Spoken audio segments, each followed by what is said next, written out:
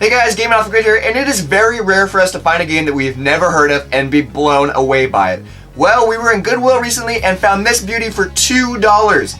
Batman the Brave and the Bold. Yes, this game might be the best $2 we have spent this year. We're really excited to talk to you about it. We also brought along a beer by Confluence Brewery. This is their anniversary Oatmeal Cookie Stout. It has us very intrigued. That sounds really good. And if you're new to the channel, make sure you hit the subscribe button and ring that bell icon so you never miss an upload. And sit back, relax, pour yourself a beer if you care to, and enjoy this episode of Gaming Off the Grid.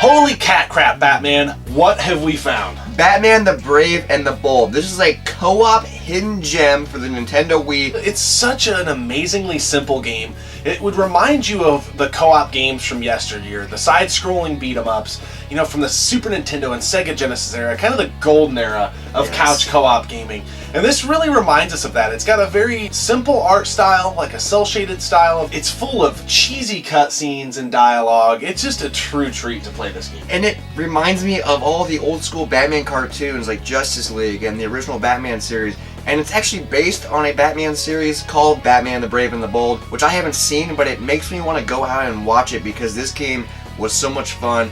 And the cutscenes were so cheesy and so campy, and it literally feels like you're playing a Batman cartoon. It's awesome. And it does because the game is set up in different episodes, so it's episodic. And the cutscenes, it is literally like you're playing the show, but you have control of things. It's just a real pleasant surprise. There's a level up mechanic too, so there is some depth to this game.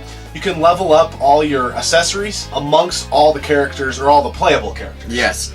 So Batman is obviously the main character, and then there's sidekicks, and there's like 4 episodes, and in each episode it's a different sidekick. So Robin's one of them, Blue Beetle, Green Lantern, just to name a few. And it's so cool because they all have different abilities, and you can upgrade them using the coins you get from beating bad guys. Yeah, but we put all of our eggs in Batman's basket because you only get to use the sidekicks for, you know, each individual episode. So it made the most sense to level up Batman because he plays in every single episode. He was in every single one. I don't know if you can go back and change who the sidekick is. It'd be sweet if you could, because then you could go back and play this level with Robin or this level. That'd be a cool customization. Yeah. One thing when we first picked this up, you know, we were very skeptical. The game looks like a budget title. We had never heard of it before, but we're like, you know, $2, what the heck. But anytime we grab a game for the Wii, I know personally, I'm always concerned, do they overuse the motion control? So how do you feel like the controls work for this game? Oh, they are very good. They're very simple. The motion control is very minimal, which is awesome. You use it to like aim your batarang, and you use it to ground pound. But other than that, it's just the nunchuck and the controller, and you basically just move around and button mash. It's a beat 'em up. They're so tight. I think it was very impressive. I think anybody who's played a side-scrolling beat 'em up before would feel right at home with this game within 5 or 10 minutes because it feels very natural. There's a few other cool things about this game we have to mention. You can play with a third character if you have a DS. Yes, you have to have this game on DS, and then you can play as Batmite in the game. And we don't have it for DS, so we haven't explored that, but we're looking into getting it because that'd be so sweet. And I don't know if Batmite is like a permanent character or if he just comes in certain scenes.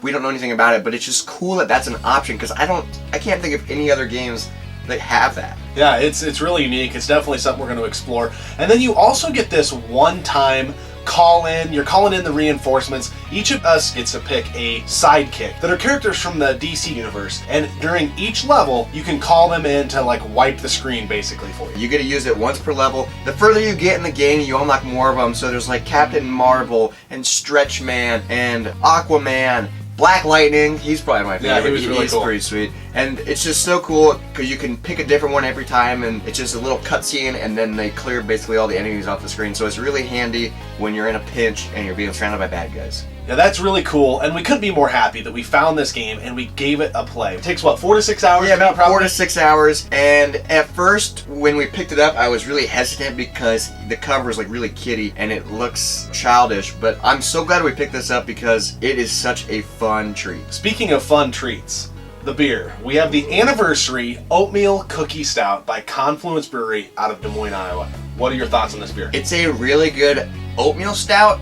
I don't taste any of the cookie. I was expecting more of like a sweet taste. It's a really good oatmeal stout, but I was kind of disappointed because I was hoping for like that sweet cookie taste. Yeah, I think you're right on the mark there. As a standalone oatmeal stout, yes, this is fantastic. It does get a little sweeter the closer to room temperature it gets, but it's still not quite. When I read the can, I was like, that is going to be fantastic. It is still a really good beer. Confluence doesn't have a bad beer. They do such a great job.